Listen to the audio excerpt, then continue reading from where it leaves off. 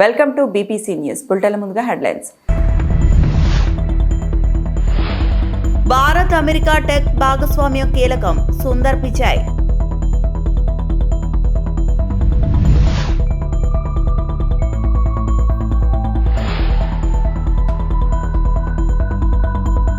Delhi AI సదస్సులో Telangana CM Revanth Reddy పాల్గొన్నారు.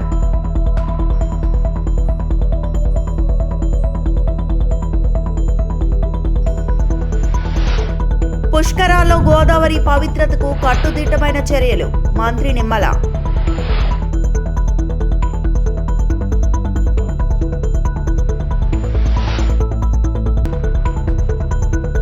నందమూరి బాలకృష్ణ హిందూపురంలో సొంతింటి నిర్మాణానికి భూమి పూజ.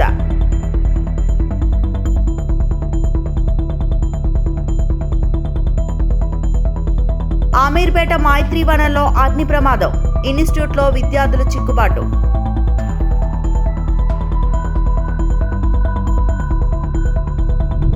ఏఐ ఇంపాక్ట్ సమ్మిట్ సందర్భంగా ప్రధానమంత్రి నరేంద్ర మోదీ న్యూఢిల్లీలో ఏఐ మరియు డీప్ టెక్ స్టార్టప్ సంస్థల సీఈఓలతో సమావేశమయ్యారు. సాంకేతిక రంగంలో భారత్ను ప్రపంచ నాయకత్వం స్థాయికి తీసుకెళ్లే దిశగా ఈ సమావేశం కీలకంగా నిలిచింది. ఈ సమావేశంలో కృత్రిమ మేధస్సు, machine learning, semi conductors, quantum computering, data security వంటి రంగాల్లో పనిచేస్తున్న స్టార్టప్ సంస్థల ప్రతినిధులు పాల్గొన్నారు.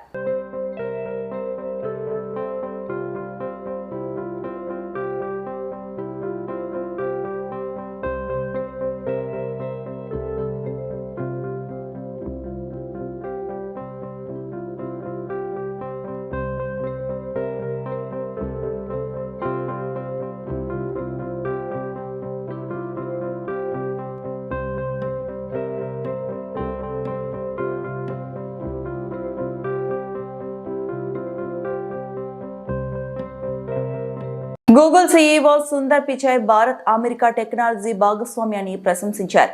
అమెరికా నేతృత్వంలోని పాక్స్ సిలికా కార్యక్రమంలో భారత్ చేరడాన్ని ఆయన అభినందించారు. ఈ కార్యక్రమం ముఖ్య ఉద్దేశం టెక్నాలజీ సరఫరా వ్యవస్థలను సురక్షితంగా ఉంచడం మరియు రెండు దేశాల మధ్య వాణిజ్య భాగస్వామ్యాన్ని పెంపొందించడం అని తెలిపారు. కృత్రిమ మేధస్సు ప్రయోజనాలు అందరికీ అందాలంటే దేశాలు కలిసి పనిచేయాలని పిచాయ్ అన్నారు. భారత్లో ఏఐ అభివృద్ధికి గూగుల్ పూర్తి సహకారం అందిస్తుందని చెప్పారు. రైతులకు వర్షాల అంచనాలు, ఆరోగ్య సేవల్లో సాంకేతిక సహాయం, మరిన్ని భాషల్లో సమాచారం అందుబాటులోకి తీసుకురావడం వంటి పనులు చేస్తున్నామని వెల్లడించారు. భారత్లో ఏఐ భవిష్యత్ ఎంతో గొప్పగా ఉంటుందని ఆయన విశ్వాసం వ్యక్తం చేశారు. I believe India is going to have an extraordinary trajectory with AI, and we are supporting with a full stack commitment, including products, skilling, and infrastructure. First, products. We are working on building AI products and solutions for Indian consumers and businesses. To empower India's incredible developer community, we've already contributed 22 Gemma models to AI Kosh. And we are working closely with the government to bring AI applications with real-world impact, be it through delivering timely monsoon forecasts to farmers, helping healthcare workers screen for diseases like diabetic retinopathy, or making information and services accessible in more languages. Our commitment extends to reimagining the products people use every day. As one example, AI is changing the way people use search. Indian users are amongst the highest adopters of voice and visual search globally. Our scam detection features with Circle to Search and Lens are used in India more than anywhere else. The Gemini app is growing rapidly across the world, and it's available in 10 languages spoken in India. And YouTube supports a vibrant ecosystem of Indian content creators sharing music, arts, and culture with the world. Second, skilling. Through the AI Skill House, we are working to equip 10 million future Indian leaders with the tools to drive global progress.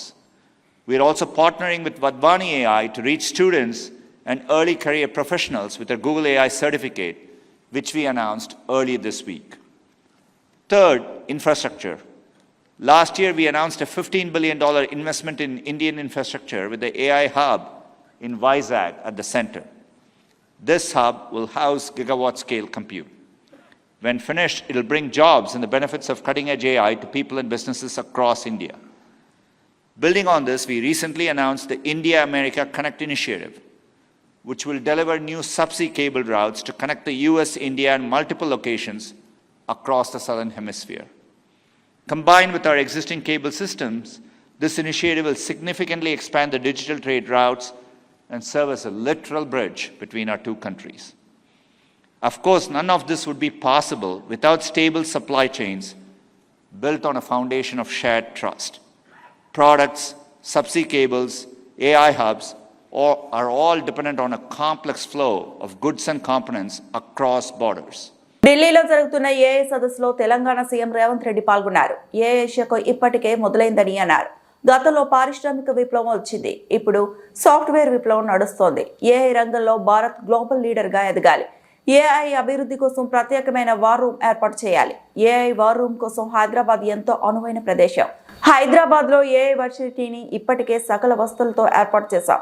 AI రంగంలో ఎన్నో అవకాశాలు ఉన్నాయి, వాటిని భారత్ అందిపుచ్చుకోవాలి. ఏఐలో స్టార్టర్లను ప్రోత్సహించాలి. ప్రతి 6 నెలలకు ఒకసారి హైదరాబాద్ వంటి ప్రదేశంలో ఏఐ సదస్సులు జరగాలి అని రేవంత్ అన్నారు.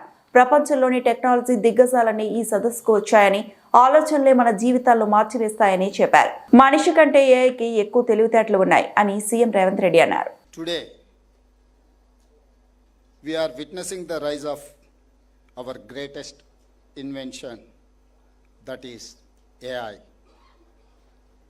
Artificial intelligence has made a GPU chip more intelligent than humans. It can write poetry and reports, make films and presentations, and it knows almost everything. These days, people say on social media that humans are not the most intelligent anymore. Race has already begun. We see leadership of a few countries, companies, and people. India missed the industrial revolution and the manufacturing revolution. We played a role in services revolution, especially software and telecom. But even in software, we created services but not global products. Google search, Google Maps, Twitter, Facebook, YouTube, and WhatsApp. We Indians use them. We Indians work in these companies, but we don't own them. We did not create them. There are two ways any country can influence a global trend: use or produce. With AI, we have to both produce and use. India must become a leader in all layers of AI: chips, green energy, data storage, platforms, applications, and services. We must create a roadmap to ensure a real leadership in top 3 layers. Secondly, India must create a war room with center and states to monitor and respond to AI developments. An AI war room for India is crucial because developments in AI can be very quick. Hyderabad can build an AI war room for India with support of Government of India. We need to establish an AI university of global standards with top facilities focusing on original research. We have seen many of controversies in this event. Fourthly, to lead an AI revolution, we have to manufacture GPU chips. We have to become part of the entire supply chain. We must get rare minerals. Fifth, we have to put a system to estimate job losses because of AI. India cannot delay this anymore. We have to invest massively in reskilling of people who lose their jobs. India needs an AI fund for startups, so our youth can work on all areas of AI and aim to become unicorns. Telangana can establish an AI startup village for entire country with support. Hindupuram తనకు సొంతూరు లాంటిదని నటుడు MLA Balakrishna అన్నారు. నియోజకవర్గ ప్రజలకు అందుబాటులో ఉండడం కోసం ఇక్కడ సొంతింటి నిర్మాణానికి పూనుకున్నట్లు ఆయన తెలిపారు. వర్ణమ్మ కాలనీలో సొంతింటి నిర్మాణం కోసం బాలకృష్ణ శుక్రవారం భూమి పూజ చేశారు. అనంతరం నిర్మాణ పనులు ప్రారంభించారు. హిందూపురాన్ని అన్ని విధాల అభివృద్ధి చేస్తామని బాలకృష్ణ తెలిపారు. సంతోషంగా ఉంది. ఈరోజు సొంత ఇంటికి ఇక్కడ భూమి పూజ చేయడం జరిగింది. మరి తెలుగువాడి గుండె ధైర్యం, తెలుగు తేజం అన్న నందమూరి తారక రామారావు గారు అందరికీ అన్నగారు, నాకు నాన్నగారు. ఆయన 85లో ఇక్కడి నుంచి శాసనసభ్యుడిగా ఎన్నికవ్వడం, మా నాన్నగారిని 3 సార్లు శాసనసభ్యులుగా ఎన్నుకుని ముఖ్యమంత్రిని చేసిన ఘనత, అలాగే ఒక చరిత్ర సృష్టించింది హిందూపురం నియోజకవర్గం ప్రజలు. మరి ఆయన కొడుకు, ఆయన వారసుడిగా,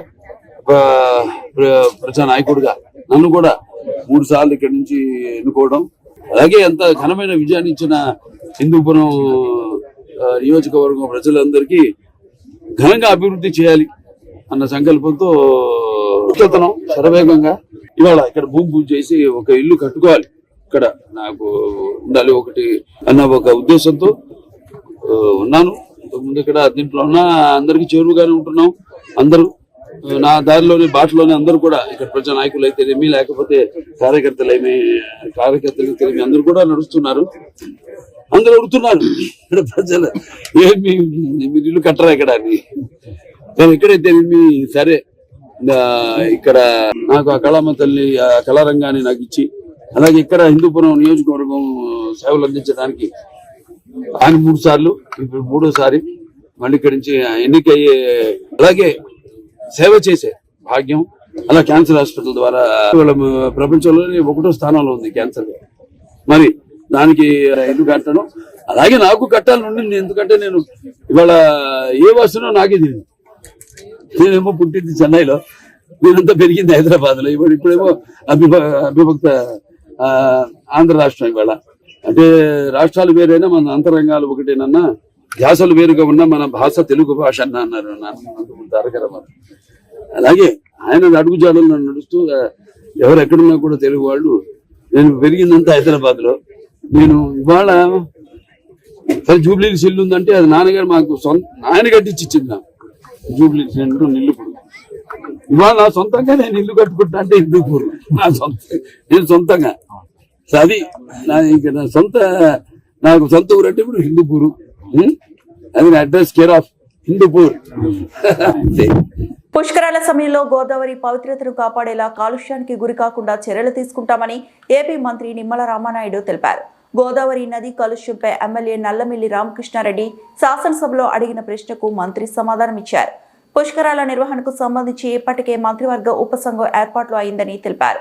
భక్తులకు ఎలాంటి ఇబ్బందులు కలగకుండా తగిన చర్యలు తీసుకుంటామన్నారు.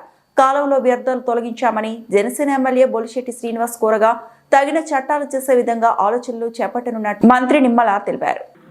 2027వ సంవత్సరంలో మరి 26/6/2027 నుండి 7/7/2027 అంటే 12 రోజుల పాటు ఈ యొక్క గోదావరిలో జరిగేటువంటి పుష్కరాలు ఒక ఆధ్యాత్మికమైనటువంటి వేడుకలు. ఈ యొక్క పుష్కరాలు అటువంటి ఆధ్యాత్మికమైన వేడుకలు జరిగేటువంటి పుష్కరాల సందర్భంగా నది యొక్క పవిత్రతను కాపాడేటువంటి విధంగా, కాలుష్యాన్ని నియంత్రించేటువంటి విధంగా ఖచ్చితంగా ఈ ప్రభుత్వం అత్యంత నిబద్ధతో వ్యవహరిస్తుంది.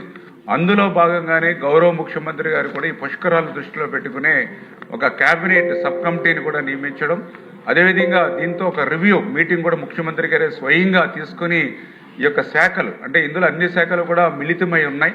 పర్టికులర్గా ఏదైతే ఈ యొక్క revenue, endowment, irrigation, R&B, Panchayati Raj, health, ఇట్లా ఏదైతే ఎలక్ట్రిసిటీ, టూరిజం, పొల్యూషన్ బోర్డు గౌరవ సభ్యుడైనట్టుగా ఇవన్నీ కూడా సమన్వయం చేసుకుని ఖచ్చితంగా ఈ యొక్క పొల్యూషన్ లేనటువంటి విధంగా కొన్ని చర్యలు కూడా, అంటే భక్తుల యొక్క రద్దీని దృష్టిలో పెట్టుకుని ఆ భక్తుల రద్దీ ఆ యొక్క నది యొక్క పవిత్రత మీద, పొల్యూషన్ మీద పడకుండా ఒక ప్రణాళికాబద్ధంగా తీసుకెళ్ళడానికి ఏవైతే స్నానఘట్టాలు ఏదైతే నిర్మాణం చేస్తూ ఉన్నామో ఆ స్నానఘట్టాలు చూస్తే గతంలో పుష్కరాలు జరిగినప్పుడు 234 స్నానఘట్టాలుంటే ఈ సంవత్సరం దాన్ని 359 అంటే 125 స్నానఘట్టాలు ఎక్కువ మన ప్రతిపాదనలు ప్రభుత్వానికి పంపించడం జరిగింది అధ్యక్ష. అంటే తద్వారా ఎక్కువ స్నానఘాట్లుండి ఎక్కువ చోట్ల పబ్లిక్ డిస్ప్లే అవుతే తద్వారా కొంత పొల్యూషన్ తగ్గించడానికి కొంత నియంత్రించడానికి అవకాశం ఉంటుందనేటువంటిది ఒకటి.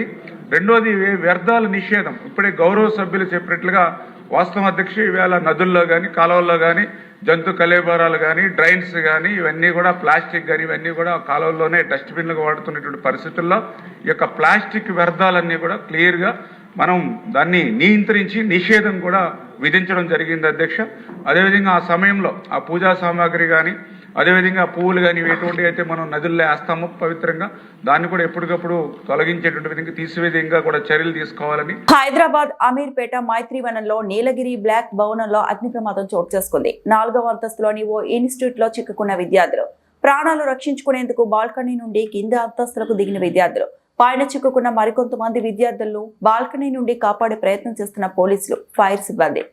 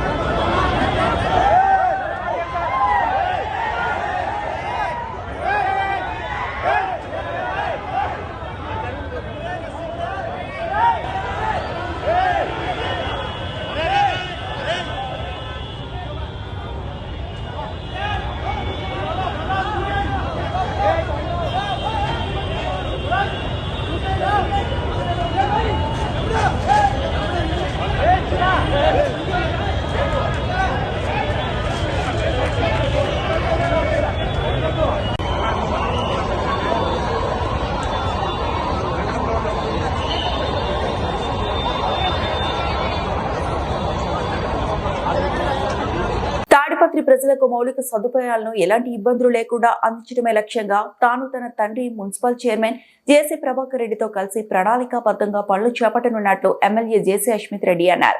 తాడిపత్రిని డ్రీమ్ సిటీగా భవిష్యత్ తరాలకు దేశానికి చూపించడమే తమ ధ్యేయమని, అందులో భాగంగానే తాడిపత్రిలో పలు అభివృద్ధి పనులను చేపట్టేందుకు నేడు భూమి పూజ కార్యక్రమాలను చేపట్టడం జరిగిందన్నారు.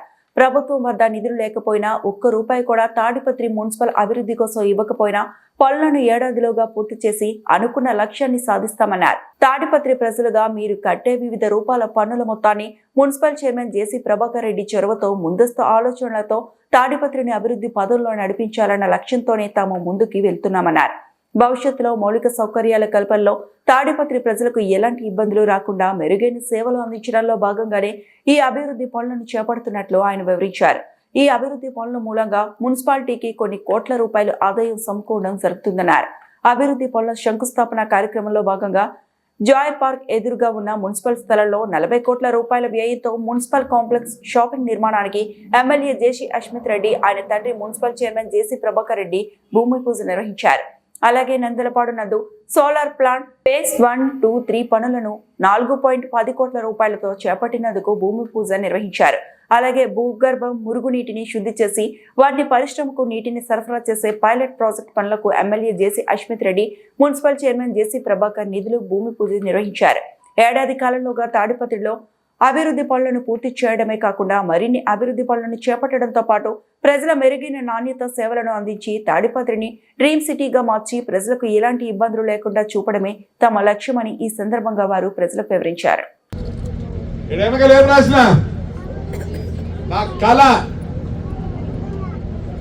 నేను కూడా మీ మాదిరే డబ్బులు సంపాదాలంటే దండిగా సంపాద తెలివి ఉంది, దండిగా ఇచ్చినాడు దేవుడు. కానీ నాకు ఒక్కటే సంతోషం, దగ్గర ప్రభాకర్ రెడ్డి అందరికి తెలుసు, తెలియని వాళ్ళు చేతులు ఎత్తండి. ఏం అర్థం కాలేదా? ప్రభాకర్ రెడ్డి తెలియని వాళ్ళు నుండి చేయొద్దండి అంటారా? మీరిచ్చిన వరం. నేను ఏది ఆలోచకూడదు. ఈ ఊరు ఎక్కడో తీసుకెళ్లాలని ఉంది. మా నాన్న మమ్మల్ని అందరి ప్రపంచం చూపించినాడు. లేదంటే మేము కూడా లుంగిగాళ్ళమే.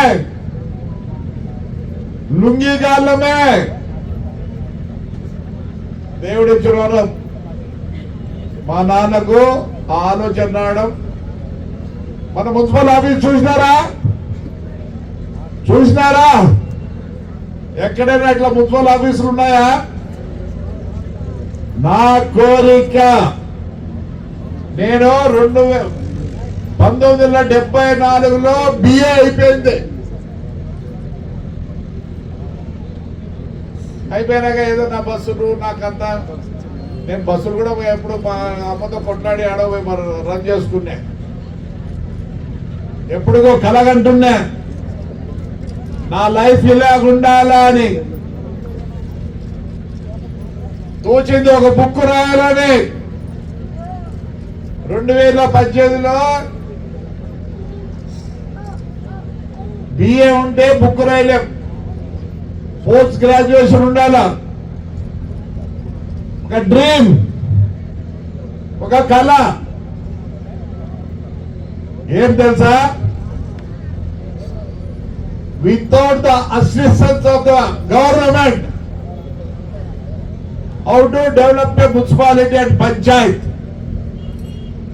ఆ ఆలోచన ఎప్పుడు అదే ఆలోచనే. ఇప్పుడు మా అమ్మ చెప్పింది, ఎప్పుడు ఆలోచనేది. మరి నాకు దేవుడు ఆ పుట్టిలేదే, అందుకే మీ ఇంతమందిని నాకు ఇచ్చినాడు. విశాఖ ఆంధ్ర యూనివర్సిటీలో ఏబీవీపీ కార్యకర్తలైన విద్యార్థులపై దాడి నేపథ్యంలో ఏబీవీపీ కార్యకర్తలపై దాడి చేసిన ఎస్ఎఫ్ఐ నేతలను అరెస్టు చేయాలని డిమాండ్ చేస్తూ ఆంధ్ర యూనివర్సిటీ మెయిన్ గేట్ ఎదుట నిరసన కార్యక్రమం జరిగింది. ఈ సందర్భంగా ఏబీవీపీ విద్యార్థి సంఘ నేతలు, ఏబీవీపీ రాష్ట్ర కార్యదర్శి వెంకటగోపి మాట్లాడుతూ విద్యార్థుల పేరిట ఎస్ఎఫ్ఐ గూండాలు దాడి చేయటాన్ని ఖండిస్తున్నామని, వీరిపైన యూనివర్సిటీ వీసీ తగిన చర్యలు తీసుకోవాలని, అదేవిధంగా ఆర్ఎస్ఎస్ శాఖకు సంబంధించి విద్యార్థులు వారే స్వయంగా నడుపుకుంటారని, పీజీ పేరిట దేశవ్యాప్త యూనివర్సిటీలో అడ్మిషన్ లేకుండా తిష్టవేసిన కమ్యూనిస్టులకు బయటకు పంపిస్తే విద్యా వ్యవస్థ బాగుపడుతుందని, అలాగే ఏబీవీపీ ఈ సంఘటనలో ఎవరిపైన కంప్లైంట్ చేసిందో వారందరిపైన పోలీసులు తక్షణమే చర్యలు తీసుకోవాలని డిమాండ్ చేశారు. నమస్కారం, నా పేరు వెంకట గోపి, ఏబీవీపీ రాష్ట్ర కార్యదర్శి. ఏదైతే 17వ తారీఖు ఆర్ఎస్ఎస్ శాంతియుతంగా వారి యొక్క శాఖ నడుపుకుంటా ఉంటే, ఏదైతే కమ్యూనిస్టు గుండాలు ఎవరైతే ఉన్నారో వీళ్ళు వారి యొక్క శాఖ శాంతియుతంగా జరుగుతున్నటువంటి శాఖ పైన దాడి చేసి భౌతిక దాడికి పాల్పడడం జరిగింది. మిత్రులారా, విద్యార్థి మిత్రులందరికీ, ఈ రాష్ట్రంలో ఉన్నటువంటి విద్యార్థి మిత్రులందరికీ నేను ఇదే స్పష్టం చేయదలుచుకుంటా ఉన్నా. ఎవరైతే ఎస్ఎఫ్ఐ పేరుతో విద్యార్థులమని కళ్ళిబుల్లి కబుర్లు చెప్పి ఆంధ్ర యూనివర్సిటీలో ఎస్ఎఫ్ఐ గుండాలు ఎవరైతే ఉన్నారో వీళ్ళు, నేను ఆంధ్ర యూనివర్సిటీ విద్యార్థిని అని చెప్పుకుంటూ ఈ కమ్యూనిస్టు గుండాలు ఆర్ఎస్ఎస్ ని ఒక మతోన్మాద శక్తిగా చూపించేటువంటి ధోరణి మనం చూస్తా ఉన్నాం మిత్రులారా. ఎందుకంటే వీరి యొక్క అస్తిత్వాన్ని కోల్పోయినటువంటి పరిస్థితి మనం ఈ రోజు దేశవ్యాప్తంగా, ప్రపంచవ్యాప్తంగా చూస్తా ఉన్నాం. ఇదే కమ్యూనిస్ట్ పార్టీ ఆఫ్ ఇండియా 1925లో డిసెంబర్లో స్టార్ట్ చేయబడింది. ఇదే ఆర్ఎస్ఎస్ రాష్ట్రీయ స్వయం సేవక్ సంఘ్ అదే 1925 విజయదశమి నాడు మొదలవడం జరిగింది. మనందరం చూస్తా ఉంటే కమ్యూనిస్టు పార్టీ యొక్క సిద్ధాంతాలను దేశం మొత్తం ప్రతి ఒక్క సంఘము కూడా, ప్రతి ఒక్క విద్యార్థి విభాగం కాకుండా సమాజంలో ప్రతి ఒక్కరు కూడా చీకొట్టినటువంటి విధానం మనం చూస్తా ఉన్నాం. అదే ఆర్ఎస్ఎస్ ఆంధ్ర యూనివర్సిటీ యొక్క విద్యార్థులమని చెప్పుకుంటూ ఎస్ఎఫ్ఐ గుండాలు ఈ రోజు యూనివర్సిటీ లోపల క్లాస్ తిరిగి మీరు సింపతి గెయిన్ చేయడం కోసం, విద్యార్థులు తప్పుగా పట్టించడం కోసం ప్రయత్నిస్తా ఉన్నారో వీళ్ళందరి మీద కఠిన చర్యలు తీసుకోవాలని వీసీ గారు డిమాండ్ చేస్తా ఉన్నాం. అదే విధంగా ఆర్ఎస్ఎస్ యొక్క శాఖ ఇక్కడ ఉన్నటువంటి విద్యార్థులు స్వయంగా వాళ్ళు నడుపుకుంటారు. వారికి ఎటువంటి అర్థం వచ్చినప్పటికీ కూడా వీసీ గారు కఠిన చర్యలు తీసుకోవాలి. ఇదే విధంగా ఇక్కడ ఉన్నటువంటి వైస్ ఛాన్సలర్ గారిని మేము తీవ్రంగా మాట్లాడుతూ ఉన్నాం. ఏంటంటే ఎవరైతే ఈ గుండాయిజానికి యూనివర్సిటీలో పాల్పడతా ఉన్నారో వీరందరిపైన చర్యలు తీసుకోవాలి. ఏబీవీపీ ఏదైతే కంప్లైంట్ చేసిందో పోలీస్ స్టేషన్కి వెళ్ళి వీళ్ళందరి పైన కంప్లైంట్ రిజిస్టర్ చేసి తక్షణమే వాళ్ళందరినీ అరెస్ట్ చేయాలని ఏబీవీపీ డిమాండ్ చేస్తా ఉంది. అదే కాకుండా ఈ రాష్ట్రం మొత్తం మనం చూసుకున్నట్టయితే కమ్యూనిస్ట్ ఆర్గనైజేషన్స్ లో ఉన్నటువంటి విద్యార్థి నాయకులుగా చలామణి అవుతున్నటువంటి ఈ నాయకులందరూ కూడా 30 సంవత్సరాలు పైబడి ట్రిపుల్ పీజీలు పిహెచ్డీల పేర్లతో యూనివర్సిటీల్లో అడ్మిషన్ లేకుండా రాష్ట్ర వ్యాప్తంగా యూనివర్సిటీలో ఉన్నటువంటి కమ్యూనిస్టు విద్యార్థి నాయకులందరినీ కూడా అడ్మిషన్ లేని వాళ్ళందరినీ కూడా పెకిలించి వేసి యూనివర్సిటీలో ప్రక్షాళన చేస్తేనే ఈ రాష్ట్రంలో యూనివర్సిటీలు బాగుపడతాయి, విద్యార్థులకి సమూలమైన విద్య అందుతుందని నేను ఈ విధంగా తెలియజేస్తూ సెలవు తీసుకుంటాను. వందే మాత్రం. మెగాస్టార్ చిరంజీవి పెళ్లి రోజు సందర్భంగా తిరుపతిలో అభిమానులు సేవా కార్యక్రమాలు నిర్వహించారు. మెగా అభిమానులు జనసేన టీడీపీ కార్యకర్తలు కలిసి అనాథ పిల్లలకు అన్నదానం చేశారు. తిరుపతిలోని పాస్ మనో వికాస్ కేంద్రంలో మెగాస్టార్ వీరాభిమాని పొర్లదండాల ఈశ్వర్ రాయల్ ఆధ్వర్యంలో ఈ కార్యక్రమం జరిగింది.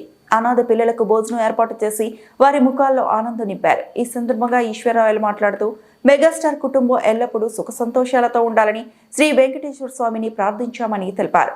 అలాగే సనాతన ధర్మ పరిరక్షణకు మద్దతుగా త్వరలో తిరుపతి నుంచి అయోధ్య వరకు సైకిల్ యాత్ర చేపట్టనున్నట్లు ప్రకటించారు. ఇలా సేవా కార్యక్రమాల ద్వారా అభిమానులు తమ అభిమానాన్ని చాటుకున్నారు.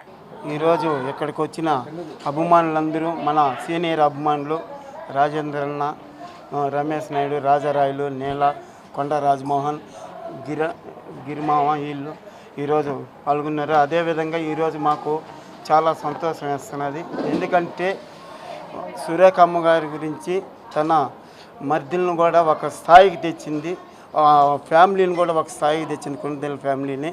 అమ్మగారికి అదేవిధంగా అన్నయ్య ఎంత కష్టపడ్డాడో సినీ ఫీల్డ్లో వాళ్ళు ఎల్లవేళలా సుఖ సంతోషాలతో ఆరోగ్యాలతో ఎల్లప్పుడూ ఉండాలని మనస్ఫూర్తిగా కోరుకుంటూ ఆంజనేయ స్వామి కృపా కటాక్షాలు ఎల్లవేళలో ఉండాలని త్వరలో నేను కూడా అయోధ్య యాత్ర చేపడుతున్నాను.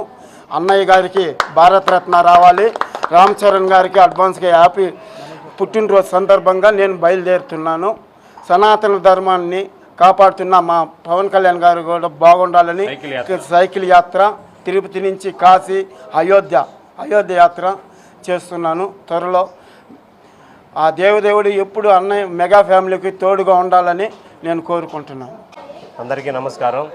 ఈరోజు మన తిరుపతిలో పాస్ మనో వికాస్ ఇక్కడ ఉన్న అనాథ పిల్లలకి మన ఈశ్వర్ రాయల్, కొండా రాజా మా అందరి ఆధ్వర్యంలో మేము ఈరోజు అనాథ పిల్లలకి చిరంజీవి గారి పెళ్లి రోజు సందర్భంగా అన్నదాన కార్యక్రమం చేయడం జరిగింది. ఈ వార్తలు ఇంతటితో సమాప్తం.